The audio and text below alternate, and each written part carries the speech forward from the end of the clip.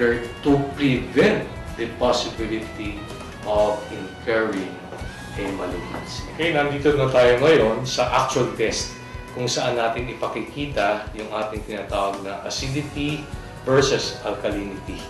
No? Dito, ito ay isa na namang mahalagang uri ng eksaminasyon to emphasize that ang ating produktong Vital C is really alkaline as compared to an ordinary ascorbic acid kung saan ito ay malimit acidic. Okay, meron tayo ngayon dito, tinatawag nating pH solution kung saan ipakikita natin ang difference between an alkaline compound or substance versus an ordinary acidic substance. Jason, ibubuhos natin ngayon yung pH solution para ipakita kung anong nangyayari doon sa ordinary ascorbic acid na binibili sa botika. Makikita natin na yung ating solution that contains an acidic substance ay kulay dilaw. Kung saan, sabi natin kanina sa ating pagpapaliwanag, that if a substance turns yellowish, kapag ito ay naninilaw, ibig lang sabihin na ito ay acidic. Ngayon naman, iko-compare natin yung ating Vital C. No? Na kapag ka ito ay linagyan ng pH solution, what happens? Ano ang kapuna-puna sa kulay na nangyayari? If you will notice, ito ay naging bluish. Kung saan nagpapatunay lamang na kapag ka ang substance ay alkaline, this will turn out to be bluish o bughaw. Nangangahulugan ng ating produktong Vital C ay alkaline or non-acidic in nature. Dok, matanong ko lang, anong advantage ng alkaline na vitamin C? Okay, napakagandang tanong, Jason. No? Ang alkaline na vitamin C unang-una ay kaya nga ito alkaline non-acidic. At ang ating produktong Vital C ay acid neutralizer.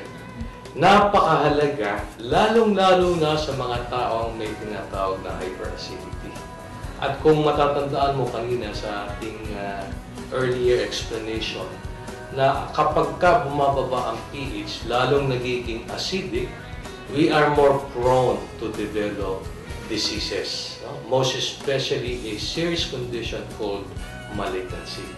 So, kung magagawa nating mas alkaline yung ating body fluid sa katawan, ito ay mas healthy at mas maganda ang magiging takbo ng ating tinatawag na metabolic processes.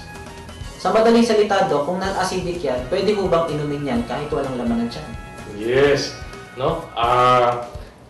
Being an alkaline or non-acidic preparation, yan ay pwedeng inumin kahit walang laman ng ating sipa. Pwede natin itong inumin ng maramihan. At napatunayan na ang alkaline vitamin C should be taken in mega doses para natin maramdaman ang health benefits sa atin. Dito sa test na ito, gagamit tayo ng isang light source para ipakita yung tinatawag na purity and level of electrolyte content sa ating produkto. We will now use a ordinary drinking water kung saan ipakikita natin na halos wala electrolyte content, and we will use the light source. Jason? Nakita natin, hindi man lang umilaw yung ating light source, which means that this particular drinking water does not contain electrolytes. Ngayon, gusto nating ipakita yung difference between our product Vital C and the ordinary ascorbic acid. Okay. Umpisa natin sa ordinary ascorbic acid. Okay. Kita natin that the light that was produced from the ordinary ascorbic acid is not that much, which means na kakaunti at hindi puro ang electrolytes ng ordinary ascorbic acid.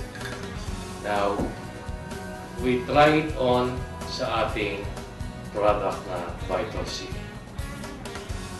Makikita ang kakaibahan because ang light natin na produce sa light source ay very bright, which means that our product Vital C contains pure electrolytes and has more than enough level of electrolyte. Dok, tanong ko lang. Naku-curious ako bakit siya umilaw? Okay. Yung ating demonstration test na ito, kaya siya umilaw ay nagpapatunay lamang na ang ating produktong Vital C has enough electrolytes at ito ay puro-puro. Compared doon sa ordinary ascorbic acid na hindi sapat ang kaukulang electrolytes. And nangangahulugan din na hindi siya puro. Now, bakit importante o bakit mahalaga ang electrolytes sa ng tao? Ito ay napakahalaga, or this is what we call essential to our health, because the electrolytes are able to show an equality in what we call the metabolic process. So, ibig sabihin, para bang yung ating katawan ay makina. At kapag ito ay nasa wastong takbo or sa wastong pag-ikot ng iba't ibang klase ng tinatawag na proseso, ang ating katawan ay nababalanse. So, kailangan itong electrolytes natin nang sa ganun in order to allow our body to function in its optimum level. So, pinakita natin dito na ang ating produktong Vital C ay puro at sapat sa kaukulang electrolytes na kinakailangan ng ating katawan. Okay, we now go to our fourth demonstration test at ito ay tinatawag nating detoxification test. Ano ba yung detoxification? Ito ay ang